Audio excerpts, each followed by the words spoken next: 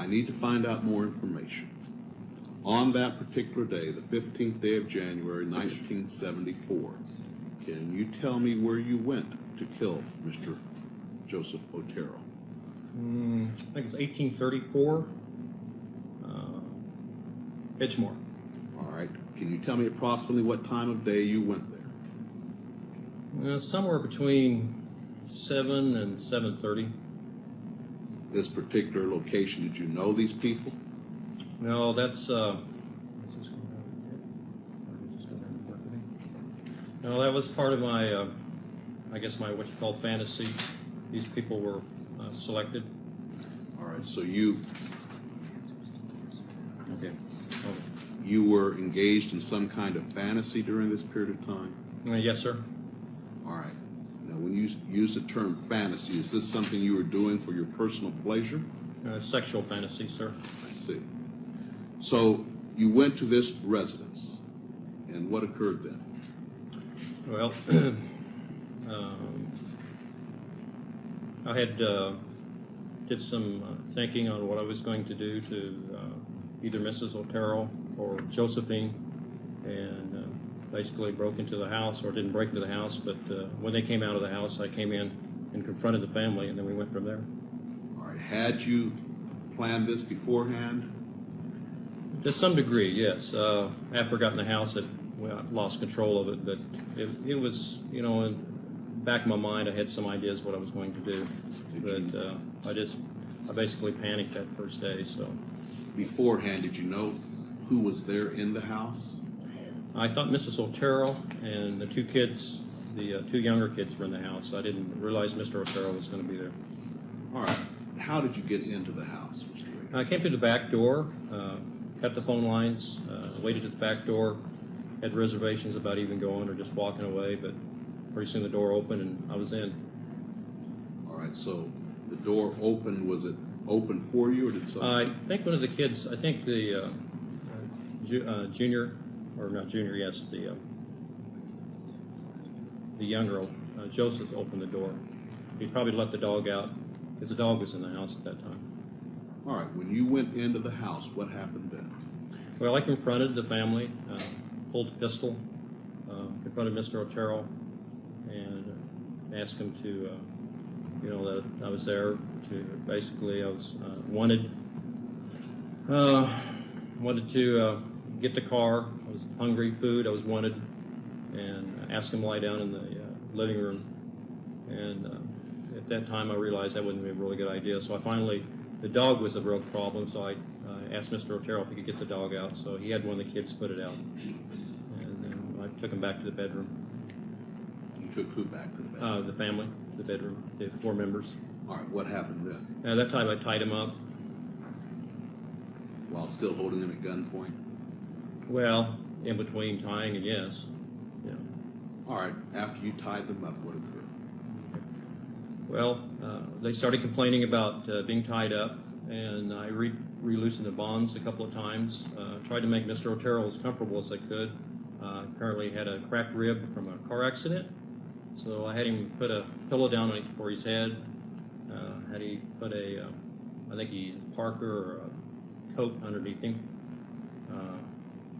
They talked to me about, giving the car and whatever money. I guess they didn't have very much money. And there I realized that, I didn't have a mask on or anything. They already could ID me, and made a decision to go ahead and put them down, I guess, or strangle them. All right. What did you do to Joseph Otero Sr.? Joseph Otero? Yeah, Okay. Joseph Otero Sr., Mr. Otero, the father. I put a plastic bag over his head and then some cords and then tightened it. This was in the bedroom. Yes, sir. Did he, in fact, suffocate and die as a result of this? Not right away. No, sir, he didn't. What happened? Well, after that, I did Mrs. Otero. I had never strangled anyone before, so I really didn't know how much pressure you had to put on a person or how long it would take. But Was she also tied up there in the yes, bedroom? yeah, both their hands and their feet were tied up. She was on the bed. Where were the children? Josephine was on the bed, and Junior was on the floor at this time. So we're talking first of all about Joseph Otero. So you'd put the bag over his head and tied it, and he did not die right away. Can you tell me what happened in regards to Joseph? He moved over real quick like, and I think tore a hole in the bag, and I could tell that he was having some problems there. But at that time, the whole family just went, they went panicked on me, so I worked pretty quick. I got What Mrs. did you? You worked pretty quick. Well, What I mean, did you do? I strangled Mrs. Otero, and she went out, or passed out. I thought she was dead. She passed out. Then I strangled Josephine. She passed out, or I thought she was dead. And then I went over and put a bag on Junior's head, and then if I remember right, Mrs. Otero came back. She came back, and Sir, let me ask you about Joseph Otero Sr. You Senior? indicated he had torn a hole in the bag. And what did you do with him then? I put another bag over it, or either that, or if I recollect, I think I put a either a cloth or a T-shirt or something over it, over his head, and then another bag, and then tighten it down. Did he subsequently die? Well, yes. I didn't just stay there and watch him.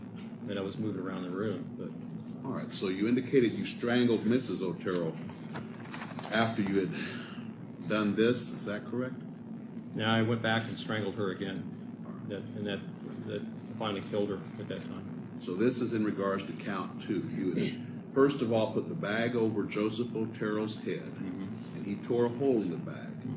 Then you went ahead. Did you strangle Mrs. Otero then, Okay. or did you go First back? of all, Mr. Otero was strangled, or a bag put over his head and strangled. Then I thought he was going down, and I went over and strangled Mrs. Otero. And I thought she was down. Then I strangled Josephine, thought she was down, and then I went over to Junior and put the bag on his head. After that, Mrs. Otero woke back up, and she was pretty upset and what's going on. So I came back, and at that point in time, strangled her for the death strangle at that time. With your hands or what? No, with a cord, with a rope. And then I think at that point in time, I redid Mr. Otero, put the bag over his head, went over, and then took Junior. Before that, she asked me to save her son.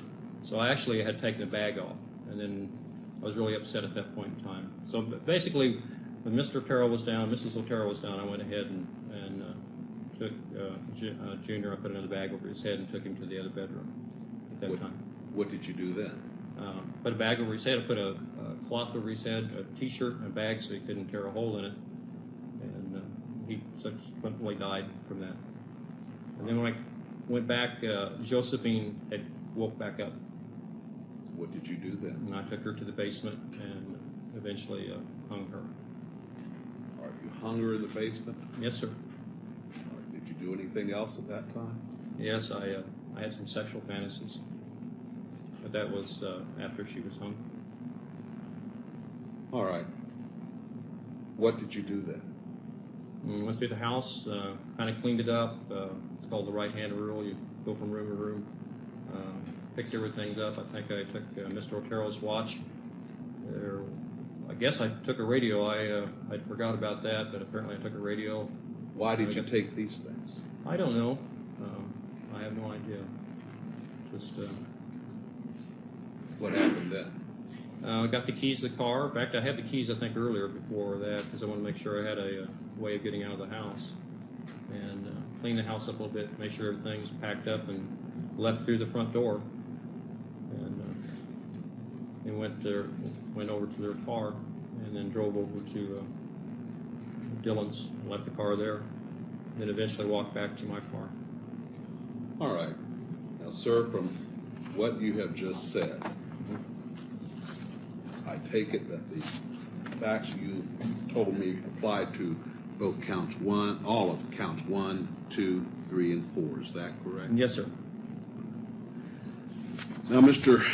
Rader. Your Honor, Yes. there's one thing that needs to be corrected on that record, and that is originally, I believe, he indicated 1834 Edgemore. The address was actually 803 Edgemore. All right, but I'd ask him if it occurred in Sedgwick County. He indicated what had happened. I don't believe the exact address is important.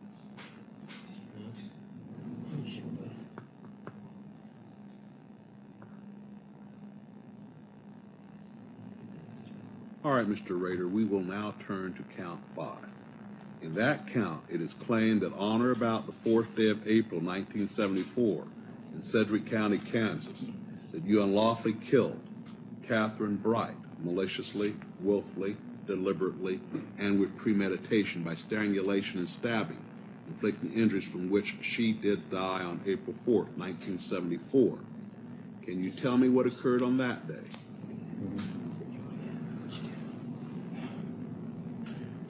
Well, I don't know how to exactly say that. I had many, what I call them projects. They were different people in the town that I followed, watched. Kathleen Bright was one of the next targets, I guess, as I would indicate. How did you select her? Just driving by one day, and I saw her go in the house with somebody else, and I thought that's a possibility. There was many places in the area. College Hill, they're all over Wichita. But anyway, it just was basically a selection process. Worked toward it. If it didn't work, I just move on to something else. But my kind of person, stalking and scrolling, you go through the trolling stage and then a stalking stage. She was in the stalking stage when this happened. All right, sir. So you identified Catherine Bright as a potential victim. Yes, sir. What did you do here in Sedgwick County then? Pardon? What did you do then here in Sedgwick County? On this particular day, Yes. I broke into the house and waited for her to come home. How did you break into the house? Through the back door on the east side. All right, and you waited for her to come home. Where Yes, did sir. you wait? In the house there, probably close to the bedroom. I walked to the house and kind of figured out where I'd be if they came through. All right. What happened then? She and Kevin Bright came in. I wasn't expecting him to be there. And come find out, I guess they were related. That time I approached him and told him I was wanted in California, needed some car. Basically the same thing that I told the Turtles. Kind of ease him, make him feel better. And proceeded to, I think I had him tie her up first, and then I tied him up, or vice versa. I don't remember right now. At that time. Let me ask, you indicated that you had some items to tie these people with. Did you bring these items, both the Oteros and to this location? The Turtles I did. I'm not really sure on the Brights. There was some, when I was working with the police, there was some controversy on that. Probably more likely I did, but if I had brought my stuff and used my stuff, Kevin would probably be dead today. All right. I'm not bragging on that. It's just a matter of fact. It's the bonds I tied him up with that he broke them. So, All right. and maybe same with Catherine. It got out of hand. All right. Now you indicated that you believe you had Kevin tie Catherine up. Tell me what happened then. Okay, I moved. After I really can't remember, Judge, whether I had her tie him up or she tied him up. But anyway, I moved. Basically, I moved her to another bedroom, and he was already secure there by the bed. I tied his feet to the bedpost, on the bedpost, so he couldn't run. Kind of tied her in the other bedroom, and then I came back to strangle him. And at that time, we had a fight. Were you armed with a handgun at that time also? Yes, I had a handgun. What happened when you came I back? actually had two handguns. When I started strangling, either the parent broke or he broke his bonds, and he jumped up real quick like. I pulled my gun and quickly shot him. I hit him in the head. He fell over. I could see the blood, and as far as I was concerned, I thought he was down and was out, and then went and started to strangle Catherine. And then we started fighting because bonds weren't very good, and so back and forth we fought. You and Catherine? Yeah, we fought. And I got the best of her, and I thought she was going down, and then I could hear some movement in the other room. So I went back, and Kevin, no, I thought she was going down, and I went back to the other bedroom where Kevin was at, and I tried to re-strangle him at that time, and he jumped up, and we fought, and he at that time shot me because he got my pistol that was in my shoulder here. I had my Magnum in my shoulder, so inadvertently Shoulder holster? Hmm? Did you have it in a shoulder holster? Yes, and I had the Magnum in my shoulder holster. The other one was a 22. And we fought at that point in time, and I thought it was going to go off. I jammed the gun, stuck my finger in there, jammed it. And I think he thought that was the only gun I had, because once I either bit his finger or hit him or something, got away, and I used the 22 and shot him one more time. And I thought he was down for good that time. All right, so you shot him a second time. Yes, sir. What happened then? Went back to finish the job on Catherine, and she was fighting. And at that point in time, I've been fighting her, and then I heard I don't know whether I was basically losing control. The strangulation wasn't working on her, and I used a knife on her. You say you used a knife on Yes, her. yes. What did you do with the knife? I stabbed her. She said either stabbed 2 or 3 times, either here or here. Maybe 2 back here and 1 here, or maybe just 2 times back here. You were pointing to your lower back and your Yeah, underneath the ribs. and your lower abdomen. Yeah, underneath the ribs. Up underneath the ribs. So after you stabbed her, what happened? Actually, I think at that point in time, well, it was a total mess because I didn't have control on it. She was bleeding. She went down. I think I just went back to check on Kevin, or at that basically same time I heard him escape. It could be one of the two. But all of a sudden the front door of the house was open and he was gone. And I tell you what I thought. I thought the police were coming at that time. I heard the door open. I thought, no, that's it. And I stepped out there, and I could see him running down the street. So I quickly cleaned up everything that I could and left. All right, now, Mr. Rader, you indicated that at the Oteros you did not have a mask on. Did you have a mask on at the Brights? No, I didn't. All right, so what happened then? I already had the keys to the cars, and I thought I had the right key to the right car. I ran out to their car. I think it was a pickup out there, and I tried it. It didn't work. And at that point in time, he was gone, running down the street. I thought, yeah, I'm in trouble. So I tried it. Didn't work. So I just took off, ran. I went east, and then worked back toward the WSU campus where my car was parked. All right, so you had parked your car at the Wichita State University Yes, sir, campus? on the campus, How far away was the Brights residence? Oh, I parked, was that 13th? And they were on 13th. Was it 17th? Yeah. I was just about 1 block south of 17th where the car was. There's a park there. I parked by that park. And then I walked to 13th to the Brights residence. So I basically ran back. All right, so you were able to get to your car and get away. Yes, sir. Now let's turn to count number 6. In that count, they claim on March 17th, 1977, in Sedgwick County, Kansas, that you unlawfully killed Shirley Bayan maliciously, willfully, deliberately, and with premeditation by strangulation, inflicting injuries from which she did die on March 17th, 1977. Can you tell me what you did on that day? As before, Bayan was actually on that one, she was completely random. There was actually someone across from Dillon's was a potential target. It was called Project Green, I think. I had project numbers assigned to it. And that particular day, I drove to Dillon's, parked in the parking lot, watched this particular residence, and then got out of the car and walked over to it. It's probably the police report, the address. I don't remember the address now. Knocked, nobody answered it. So I was all keyed up, so I just started going through the neighborhood. I'd been into the neighborhood before. I kind of knew a little of the layout of the neighborhood. I've been through the back alleys, knew where some certain people lived. While I was walking down Hydraulic, I met a young boy and asked him if he ID some pictures. Kind of was a Russ, I guess, or Roos, as you call it. and kind of feel it out. And saw where he went, and I went to another address and knocked on the door. Nobody opened the door, so I just noticed where he went and went to that house, and we went from there. Now, you call these projects, were these sexual fantasies also? Potential hits. In my world, that's what I call them. All right. So They're you called went, projects, hits. all right, and why did you have these potential hits? Was this to gratify some sexual interest, or? Yes, sir.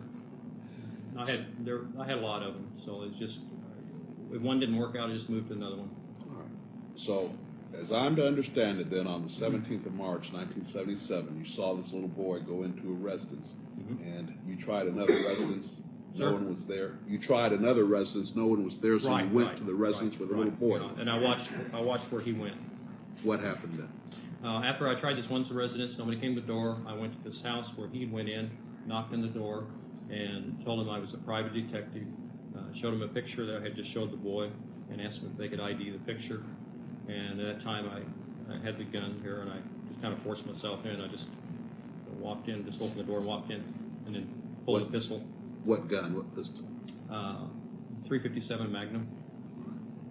So you only had one gun with you this time? Yes, sir. What happened then? I told Miss Diane that I had a problem with sexual fantasies, that I was going to tie her up, and that I might have to tie the kids up, and if she would cooperate with me at that time. We went back. She was extremely nervous. I think she even smoked a cigarette, and we went back to one of the back areas of the porch, explained to her that I had done this before, and I think at that point in time, I think she was sick because she had her night robe on, and I think if I remember right, she had been sick, and I think she came out of the bedroom when I went in the house. So anyway, we went back to her bedroom, and I proceeded to tie the kids up, and they started crying and got real upset. So I said, no, this is not going to work. So we moved them to the bathroom. She helped me, and then I tied the doors shut. We put some toys and blankets and odds and ends in there for the kids, make them as comfortable as we could. We tied one of the bathroom doors shut so they couldn't open it, and she went back and helped me shove the bed up against the other bathroom door. And then I proceeded to tie her up. She got sick, threw up, got her a glass of water, comforted her a little bit, and then I went ahead and tied her up, and then put a bag over her head and strangled her. All right. Was this a plastic bag also? Yes, sir. I think it was, but I could be wrong on that. Okay, you put a bag. It was something. I'm sure it was a plastic bag. Yeah. You say you put a bag over her head and strangled her. What did you strangle her with? I think on that I had tied her legs to the bedpost and worked up with the rope all the way up, and then what I had left over I looped over her neck. All right, so you used this rope to strangle her. Yes, I think it's the same one that I tied her body with. All right, what happened then? Well, the kids were really banging on the door, hollering and screaming, and then the telephone rang, and they had talked about earlier that the neighbor was going to check on them, so I cleaned everything up real quick like and got out of there, left, and went back into my car. Now, when you say you cleaned everything, Well, I mean, put my stuff. I had a briefcase, whatever I had laying around, the ropes, tape, cords. I threw that in there. Whatever, that I had that I brought in the house. had you brought that to the Bride residence also? Or? Now there is some. I think there's some basic stuff, but I don't remember bringing total stuff like I did to some of the others. Was this a kit that you had prepared? Yeah, beforehand? Yes, I called my hit kit. All right, sir. You left the Vian residence, and had you parked your vehicle near Yeah, there? and it's still in the same parking lot there, Dillon's, at Hydraulic and what is that? Harry? Lincoln and Hydraulic.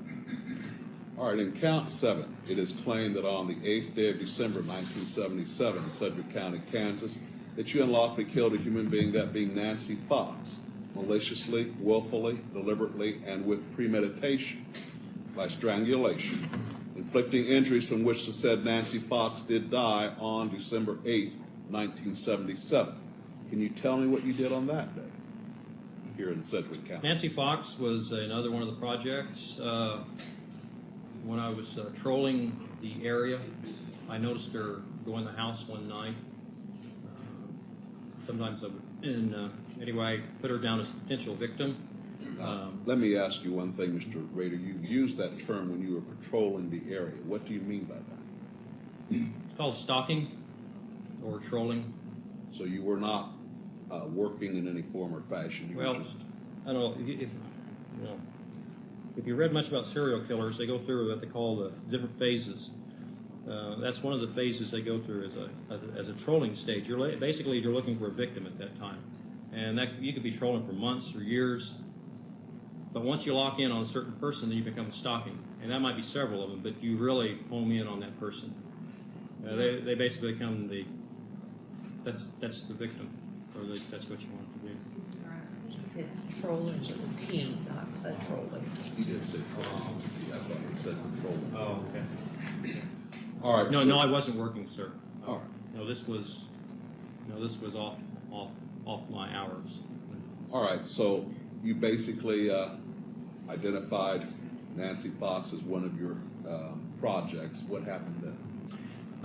At first, she was spotted, and then I did a little homework. I dropped by once to check the mailbox to see what her name was, found out where she worked, stopped by there once at Hillsburg, and kind of sized her up. The more I knew about a person, the more I felt comfortable with it. So I did that a couple of times. And then I just selected a night, which was this particular night, to try it, and it worked out. All right, can you tell me what you did on the night of December 8th, 1977? Now, about 2 or 3 blocks away, I parked my car and walked to that residence.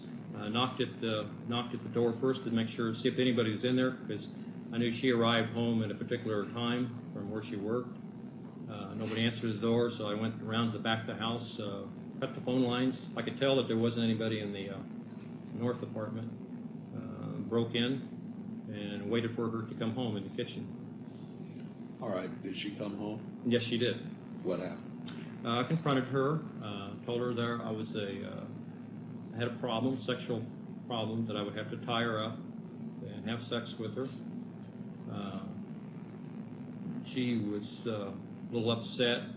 We talked for a while. She smoked a cigarette. While we smoked a cigarette, I went through her purse, identifying some stuff. And she finally said, well, let's get this over with so I can go call the police. And I said, okay. And she said, can I go to the bathroom? I said, yes. She went to the bathroom and I told her when she came out to make sure that she was undressed. And when she came out, I handcuffed her. And I don't really remember whether... Sir? You handcuffed her? You had a pair of handcuffs? Yes, sir. What happened then? Well, anyway, I handcuffed her, had her lay on the bed, and then I tied her feet, and then I was also undressed to a certain degree, and then I got on top of her, and then I reached over, took either her feet were tied or not tied. But anyway, I think I had a belt. I took the belt and then strangled her with a belt at that time. All right, after you had strangled her, what happened then? Okay. After I strangled her with the belt, I took the belt off and retied that with pantyhose real tight, removed the handcuffs, and tied those with pantyhose. Can't remember the colors right now. I think I maybe retied her feet, or if they hadn't already. They were probably already tied, her feet were. And at that time, masturbated, sir. Had you had sexual relations with her before? No. I told her I was, but I did not. So you masturbated, then what did you do? Dressed and then went through the house, took some of her personal items and kind of cleaned the house up, went through it, checked everything, and then left. All right. The address? He's established it was in Sedgwick County. I don't know exactly where it is. For purposes of this, it's in Sedgwick County. Do you remember the address, Mr. Rader? Remember the address? Miss Fox, he's asking. Oh, Fox? 913 or 903? No, I sure don't. I know it was on Persian, South Pershing. That's all. I don't. Here in Wichita? It was 9 something, sir, but I don't know the other digits. It's 843. And, yeah. The address, as I said, is really not important, as long as you remember it happened here in Wichita, Sedgwick County, Yes, sir. Kansas. All right, sir, let's turn to count 8. In count 8, it is claimed that on or about the 27th day of April 1985 to the 28th day of April 1985 in Sedgwick County, Kansas, it is claimed that you unlawfully killed a human being, Maureen Hedge, maliciously, willfully, deliberately, and with premeditation by strangulation, inflicting injuries from which Maureen Hedge did die on April 27th, 1985. Can you tell me what occurred on that day? Well, actually, kind of like the others, she was chosen. I went through the different phases, stalking phase, and since she lived down the street from me, I could watch the coming and going quite easily. On that particular date, I had a other commitment. I came back from that commitment, parked my car over at Woodlawn and 21st Street at Bowling Alley there at that time. Before that, I dressed until I had some other clothes on, changed clothes. I went to the bowling alley, went in there, the precincts of bowling, called a taxi. Had a taxi take me out to Park City. Had my kit with me as a bowling bag. All right, that was Park City in Sedgwick County, Yes, sir. Kansas? Uh-huh. All right, you had the taxi take you to Park City. What happened then? There, I pretended that I was a little drunk. I just took some beer and forced it around my mouth, and the guy could probably smell the alcohol on me. Told him to let me out so I could get some fresh air, and I walked from where the taxi let me off over to her house. All right, where does she live? 62, 42, 54, 62, 54, 62, 54, What was North that? Independence. All right, when you walked over there, what happened next? Well, as before, I was going to have sexual fantasies, so I brought my hit kit, and lo and behold, her car was there. I thought, gee, she's not supposed to be home. So I very carefully snuck into the house, kind of like a cat burglar, and after checking the house, she wasn't there. So about that time, the doors rattled, so I went back to one of the bedrooms and hid back there in one of the bedrooms. She came in with a male visitor. They were there for maybe an hour or so. He left. I waited till wee hours in the morning, and then proceeded to sneak into her bedroom and flip the lights on real quick, or I think the bathroom lights. I didn't want to flip her lights on, and she screamed, and I jumped on the bed and strangled her manually. All right. Now, were you wearing any kind of disguise or mask at this time? No. You indicated this woman lived down the street from you. Did she know you? Casually, we'd walk by and wave. She liked to work in her yard as well as I like to work. It's just a neighborly type thing. It wasn't anything personal. I mean, just a neighbor. All right, so she was in her bed when you turned on the lights in the bathroom? Yeah, the bathroom. Yeah, so I could get some light in there. All right, what did you do then? No, I manually strangled her when she started to scream. So you used your hands? Yes, sir. And you strangled her? Did she die? Yes. All right, what did you do then?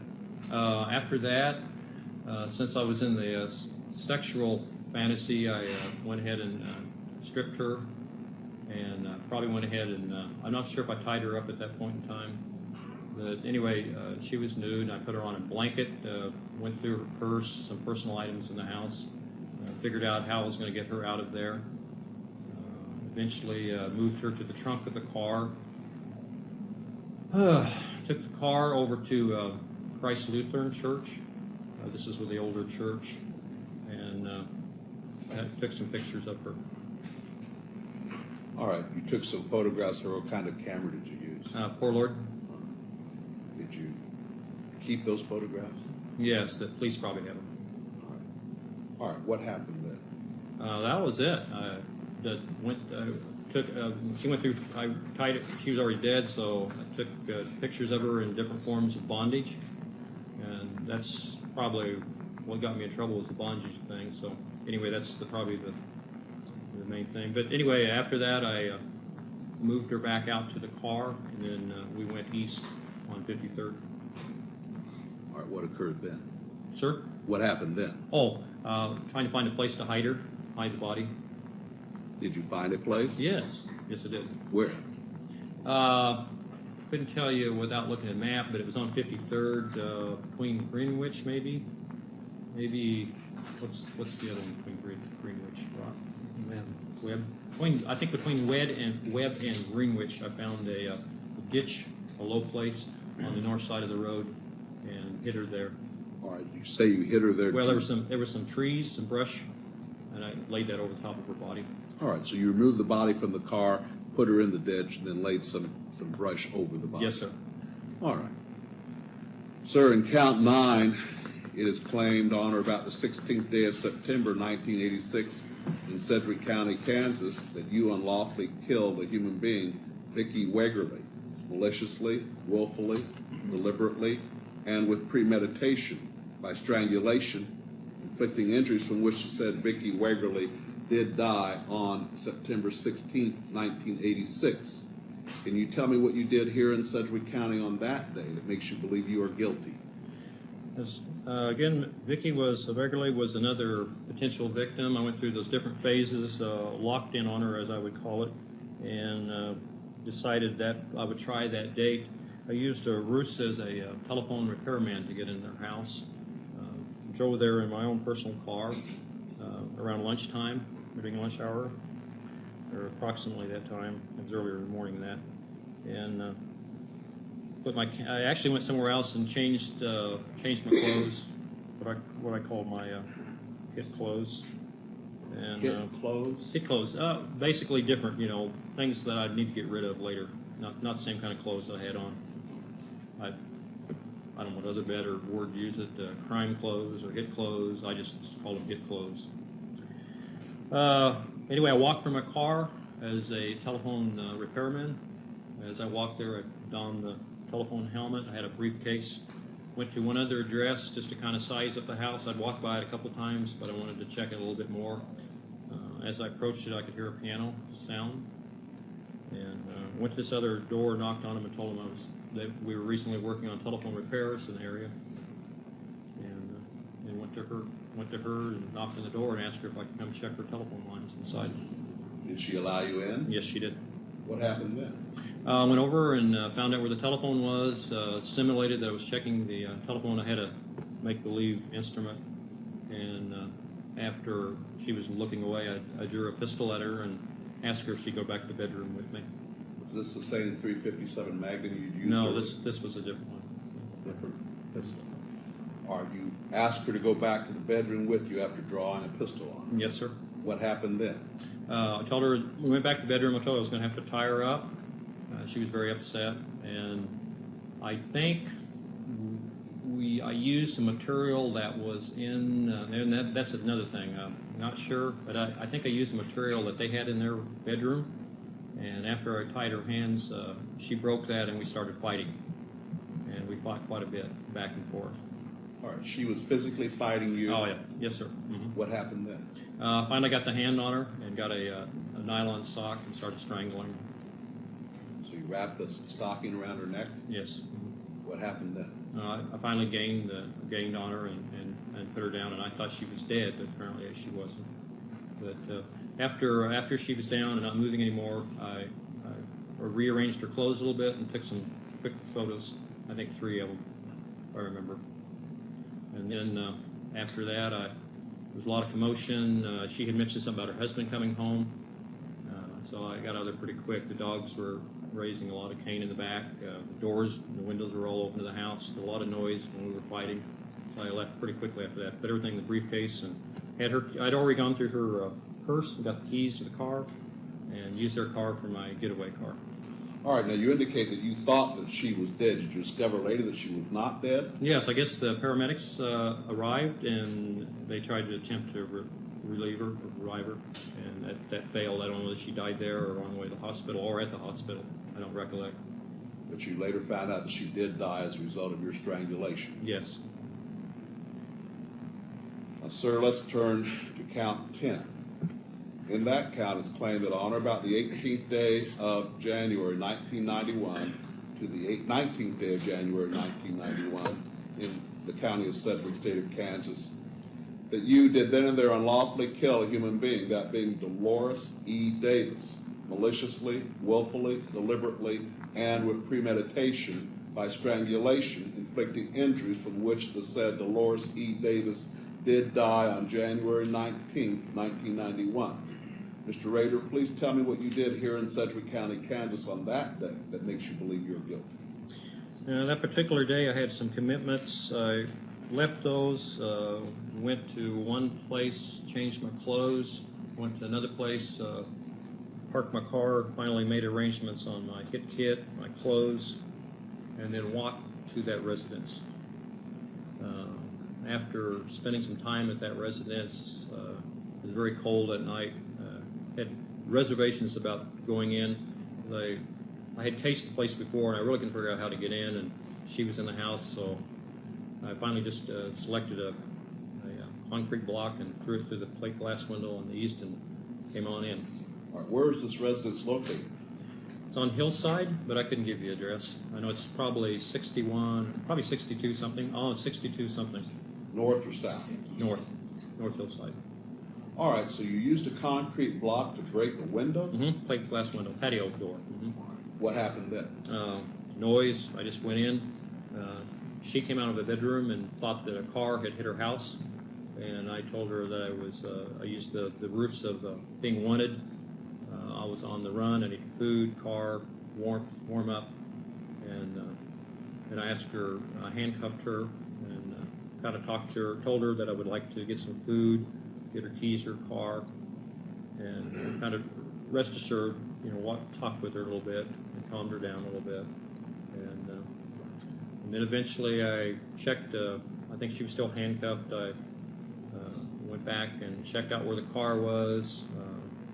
Simulated getting some food, odds and ends in the house that I was leaving. Then went back and removed her handcuffs and then tied her up, and then eventually strangled her.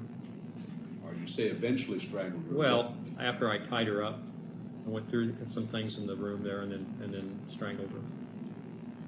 All right, you say you went through, were you looking for something? Mm-hmm. Well, some personal items, yes. I took some personal items from there. Did you take personal items in every one of these incidents? I did on the hedge. I don't remember anything of Vicky's place. The Oteros, we got the watch and the radio. I don't think I did any Brights. Vians, no, I don't think so. Fox, yes, I took some things from Fox. It was hit and miss.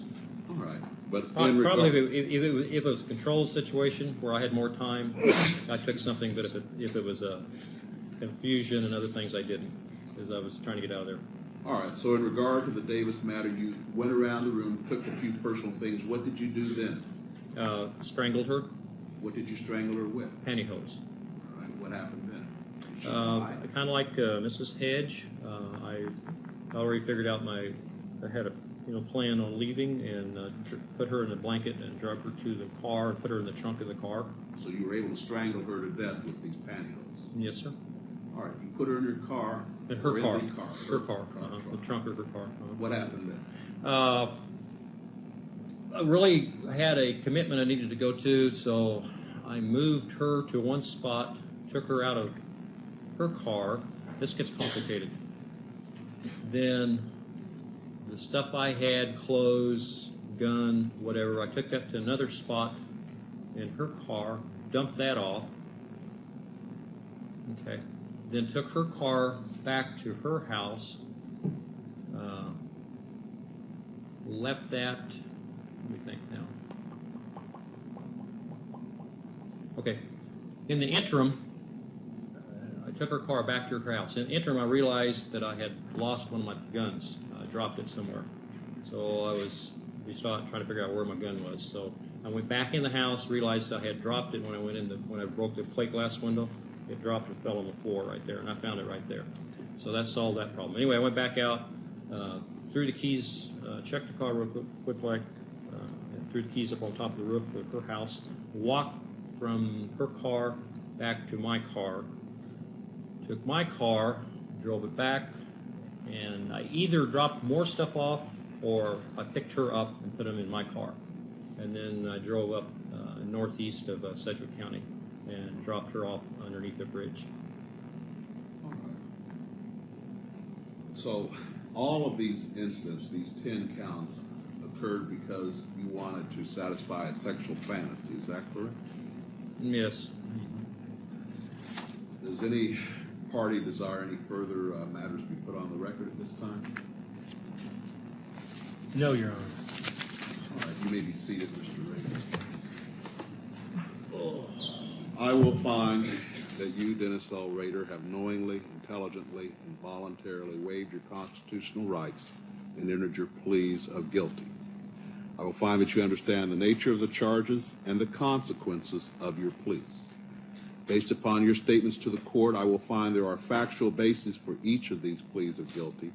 I will accept these pleas of guilty and adjudge you, Dennis L. Rader, guilty of murder in the first degree in count 1, a Class A felony, murder in the first degree in count 2, a Class A felony, murder in the first degree in count 3, a Class A felony, murder in the first degree in count 4, a Class A felony, murder in the first degree in count 5, a Class A felony, murder in the first degree in count 6, a Class A felony, murder in the first degree in count 7, a Class A felony, murder in the first degree in count 8, a Class A felony, murder in the first degree in count 9, a Class A felony, and murder in the first degree in count 10, a Class A felony. Mr. Rader, do you desire to say anything on your own behalf in mitigation of punishment? Your Honor, Sedgwick County, the victims, I do realize that the crimes have committed.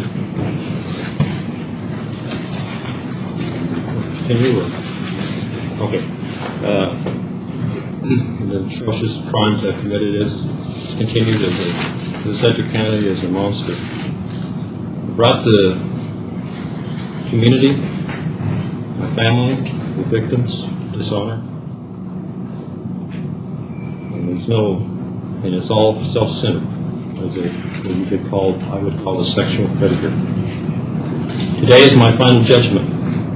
For me, the last couple of days in court, presented by the state, their PowerPoint presentation was very powerful.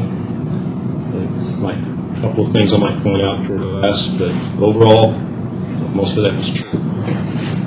And I think the Sedgwick County ought to be proud that they do have a good state. That the evidence was there, murder, DNA, floppy. There was no way that I was going to get out of this.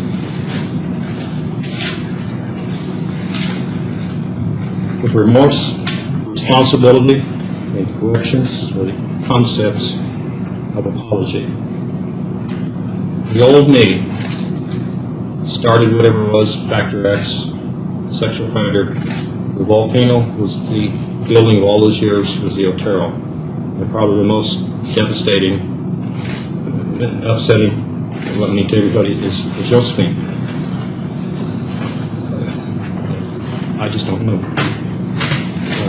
Self-centered, very selfish, and it exploded on that day. And it did continue, off and on. Dishonesty? Definitely. Dishonesty, probably the first thing to the people that I encountered. If they trusted me that I was going to tie them up, take their money, and leave, and then I killed them. That's dishonesty to my family.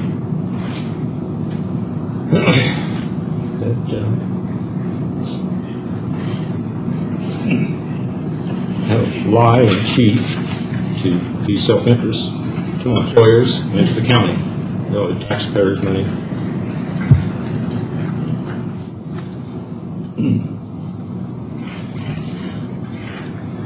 Pride and responsibility? Yes, I had pride back then. To some degree, I'm trying to drop down to that, but that's the media. It seemed to create the attention of the media. I think through the years that's quite presentation during the presentation and all the archives that I have, you can understand that. I think the bottom line of the old is a selfish, very disassociated with society, self-centered for my own purposes, and I take that full burden on my shoulders. Victims. I wrote some notes down. I don't know if this is really appropriate or not. And a lot of these came out of paper because I knew the people. You all know why I chose them. But I thought I'd share some things. Clean Bright. And I hope I don't tread on the media because I did use some of this from the media because I didn't know this much from the media. She spent time at her grandparents' farm. Well, I did too, as a kid. I had many fond memories of that, and I took that from her. She was at Valley Center. I was at Valley Center High School for 2 years there. Walked the halls, probably at the same line. Shared maybe the same teachers, although they would have been older. She worked at Coleman, just like I did, trying to fill a job as anybody would. Try to keep, our kids in the water, and I took that from her. Dolores Davis, she loved animals, and I worked with animal control. I realized that in early years, I probably did have some cruelty to animals, but I don't think if anybody asked Park City or anything, they would say I was always pretty good to animals. I have a great fondness for animals. I have pets, but I know she had it. And I read somewhere she had her last Christmas with her family. And I did too. That was a wonderful time. I took that from her. Nancy Fox, she was a wonderful person. And I did track her as well as a predator. She was a wonderful young lady. Well organized, hard worker. And I took her life. Hedge. She was a neighbor. When I walked by, I waved to a gardener. I loved to garden flowers. She attended church, the same church I've been to, Boy Scouts. Joseph Otero was in the Air Force. I was in the Air Force. He was a husband. I was a husband. Although I always wanted to be a pilot, I always had a fascination with aerodynamics. And he was a pilot. One time I even thought about taking pilot lessons. And a veteran. I was a veteran. So our threads are close. Julia Otero was a lot like my wife, my loving mother. Raised kids. And she also worked at Coleman. Josephine.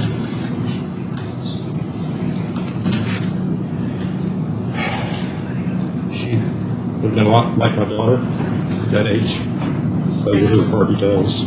She liked to write poetry. I like to write poetry.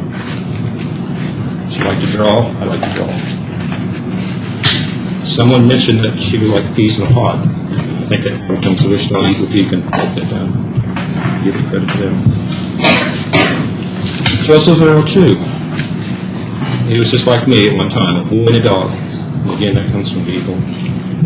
Many memories of the dog.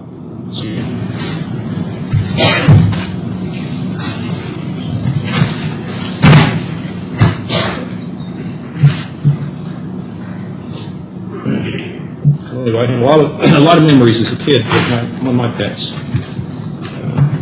A boy and a dog is a thing you have to have when you're a kid. Shirley, she was choir, mother. Probably a very beloved mother, and I took her life. Probably of all the people, I didn't know Vicki Vian very much, although I walked by her place and can listen to the piano. I appreciate music. That's one thing I always wanted to learn was piano. And I took her life. She's also a beloved mother. She attended a church that I went to once, St. Andrews. I'm going to let somebody out on that.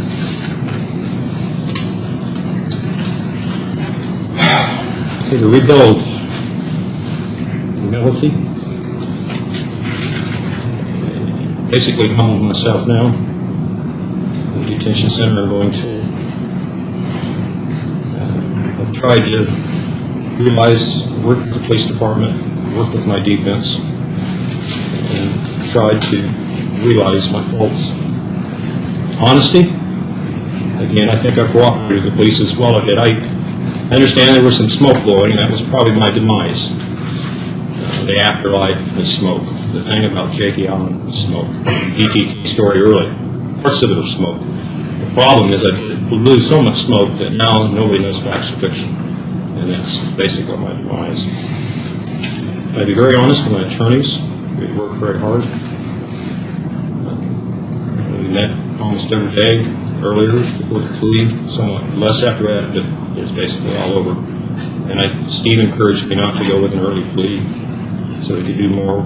They did all the things they could with the floppy. They had an expert come in, go over the floppy to see whether there was any problems with that. They did extensive research on the DNA. There was some spot with me when they took my daughter, but I understand in law enforcement you have to do certain things. And I think, honestly, people will say, I'm not a Christian, but okay, go ahead.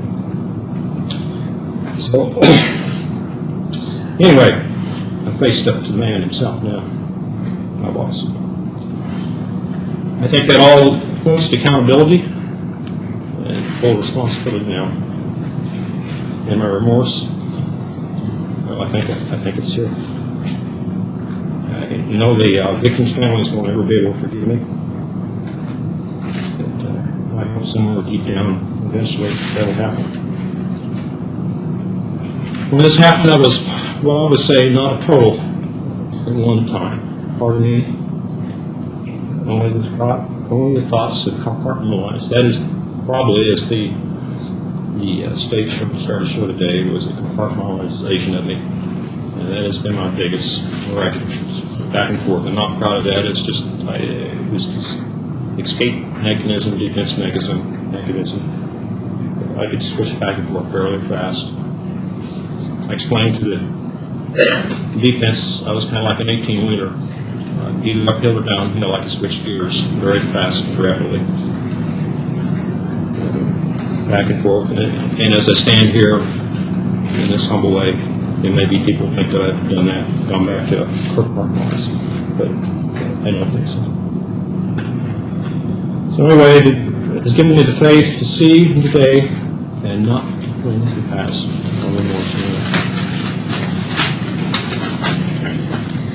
Corrections. This is the full responsibility. I'm going to the penal institution, full board, and I do not expect anything but the hard board today. I expected that on the plea. That's why I stepped up for the plea. I knew after I talked to police, the evidence, there wasn't any way I was really going to get out of this unless we found some way of some evidence that was just totally out of it. And the trial would have been a long, drawn-out to the plea. There was no way that I was ever going to get out of this. I think the corrections, I'm away from society now. I'll do my healing process there as well as I can. Start my new chapter in life. And I suppose, in all good time, as Raider, everybody knows Raider has to complain a little bit, so I would like to do some minor ones. Not because I want to complain today, but I want to set the record. This is my last time. Probably the biggest problem I have right now, and we're still trying to answer, is what happened to Mendoza. I had a trust for that person, a psychiatrist. The defense is working on it. I know other people are working on it. That was I just don't know what happened. And maybe that'll happen. Another one is and I just basically expressing this. I don't have control on it. I wish somebody would take part to is the lien on the house. The final victim, as Mr. Davis said, is my wife. Excuse me.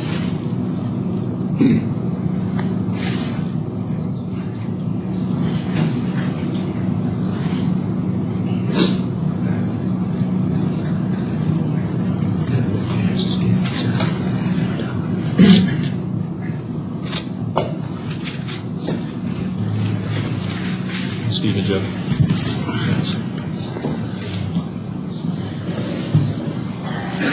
Thanks. Well, anyway, let me back that. She is my final victim. Dad of my family.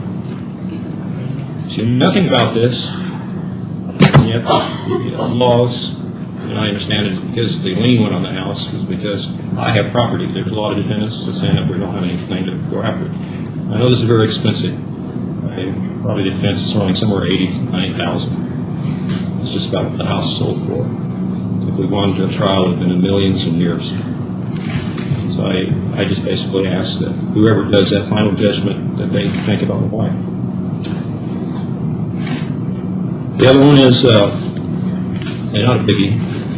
It's not this last issue, is that if I'd asked for my wallet so I could get some personal pictures out of it. I was hoping the defense would have a court order. Before I leave today, I can go through that wallet and take some family pictures. But that's not a big issue because I understand through code of ethics, the defense will turn that probably over to the family as well as my clothes. So those are the really complaints, except for PowerPoint.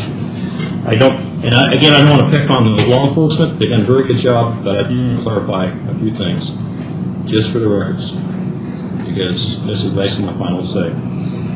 The first one, there was two actors that were brought out, John Wayne and James Bond. The action of that with Kevin was the shooting, not because I stood up and shot him, because when I was working with the police, that was what I call a quick draw, just like that. And that's what I call the John Wayne shot. It's not that he would do something like that. Secondly, we fought, and for us to fight, he had to have both his hands open. The PowerPoint said that he basically stood up, he was tied, and I shot him, and that's incorrect. He fought, I backed off, he had his hands out, and I shot him again. And again, these are only minor, it does not make any difference, it's probably irrelevant. I just want to set the record straight, and that's all, sir. Ryan, it was, the PowerPoint was perceived that I was strangling Shirley, and I stopped to comfort the kids. That's just the opposite. She or I both put the kids back in the bathroom, comforted them there before we went in, and what happened. So the toys and all that were put in there earlier. Let's basically clarify that on that. My notes.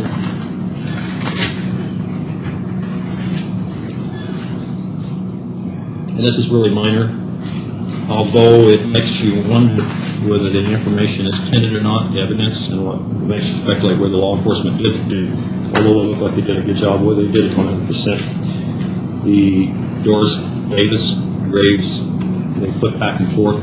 Anybody who knows anything about geology, structure, as trees and stuff were not Lake Cheney. They were over in the eastern part of the United States. So, and those pictures that came in the mail were not the other ones. They were all from the gravesite at Cheney. Probably the most damaging to me was the pornography. They displayed, yes, they had pornography of what I drew, but I didn't see where they had a lot of pornography. But they brought two pictures out. Family will know that I didn't own a camper. I had a pickup with a camper top, but it didn't have any shelves in that. So basically evidence was totally tainted. They either picked up a picture from somewhere else, or inserted it, or didn't realize it. That may have been a relative, I'm not sure. But I would think if they had more pornography, they would have showed it. That's basically the clarifications. The other thing is, with law enforcement, there seemed to be, I was rated as a dog catcher. I did go to AJ law enforcement. I felt like I did have a rapport with the law enforcement people. During the confession, as they probably said in the paper, I still probably be talking if a defense person didn't show up. Right, we had a good rapport. I almost felt like they were my buddies. At one time I asked about Lamundian maybe coming in and having a cup of coffee with me. So there was a rapport. I've always had a good respect for law enforcement. Although I wore a black hat instead of a white hat. Thanks. I can't believe the people that have helped me on this. starting with, I think the youth society have to, even though I'm a criminal, I think you have to appreciate the police department. They've done a lot of work. Even though it took a long time, they gathered evidence, they had that evidence. When they got the key suspect, they zeroed in on it very rapidly. So to have the dedication there, like Mr. Landwehr, for all those years, is great. So I think Sedgwick County really has a good police force. Defense, this has been a unique, probably a different type case that they've ever had. We've had our ups and downs, but mostly they've been good. It's just like a new learning curve. It's just a new curve, and the media has just been terrible. I worked with the media afterwards, and it's just tremendous. They've done very good. Sarah has probably been my workhorse. I really appreciate her. She's done a lot of good work. Steve, he had to keep heads in all this, and I know that was very hard for him. I want to go ahead, since I worked with defense very close, give them all personal. Make sure I go through the list here. I already mentioned Steve, Sarah McMillan. Everybody knows Steve. The other one that helped me was Jelma Mitchell. I think she's on the case today. Probably, is that correct in Alberta?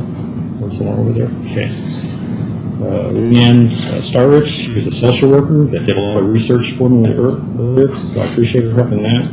There's Jenny Blind, was a special investigator. And then Jen Chambers, she's the one that cut my hair and brought my clothes up. So I have they're basically my family, so I appreciate that.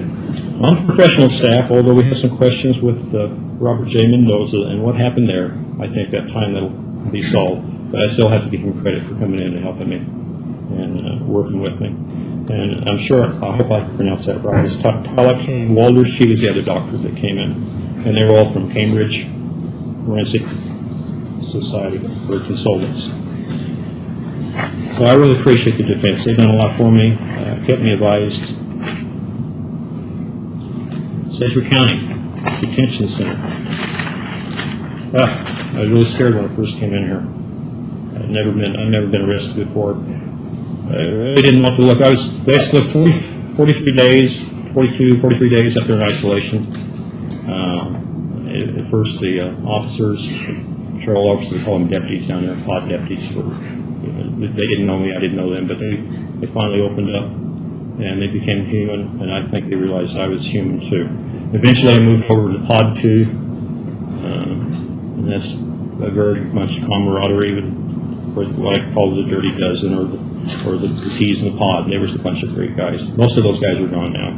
But I have a lot of respect. I sit down with them. We're all have crimes. But you basically build a camaraderie with those type people. The people who move me around, I'm what they call, I call it hot peppers or habanero. We wear red. We have the special movers. Again, I hope I pronounce these from the detention area. I hope I pronounce these people's last names right, and if I lose somebody else, I apologize for that.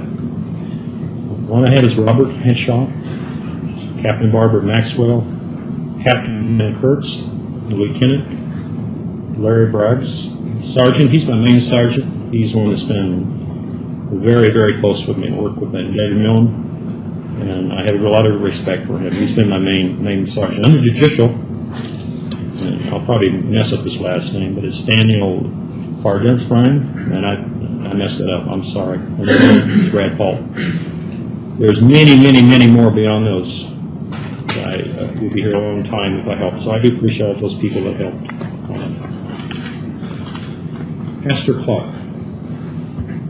He has been my main man. Come see me every day. Or not every day, excuse me, at least once a week, sometimes twice a week. If anybody I was dishonest to, is that man right there.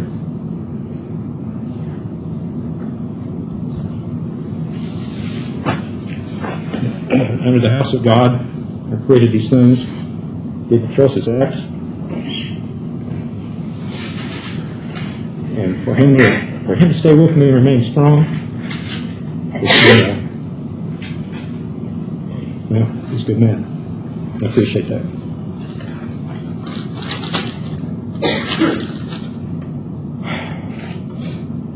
He also went through me earlier this week. We went through a confession.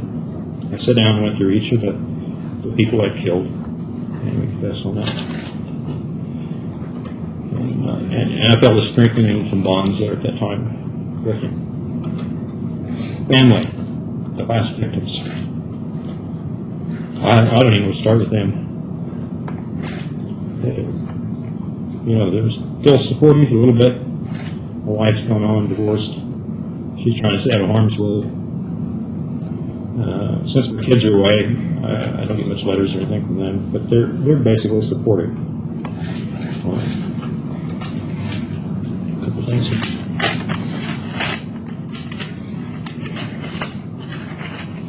Friends. Without friends, a person, I don't think in this 100, well, I've been here 175, 176 days, you couldn't survive without friends.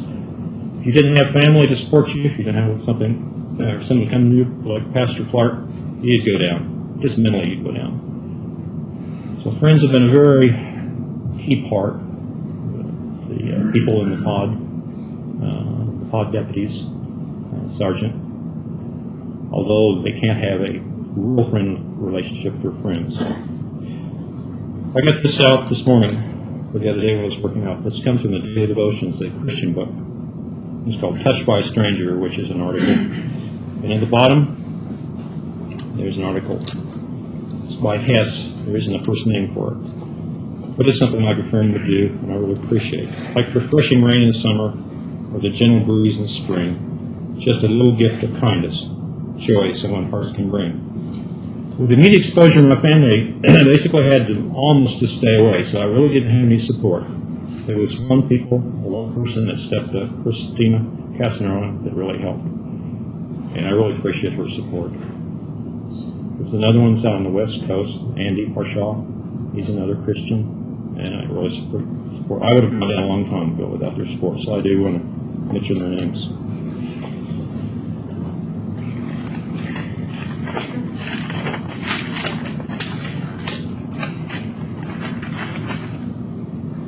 A Christian Bible verse I found that I think it's helping me, or will help me, and leading me.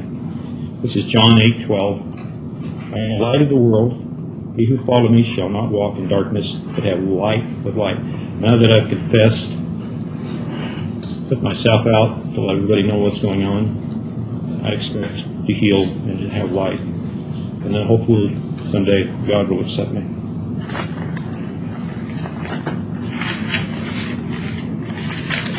I think Central County, myself,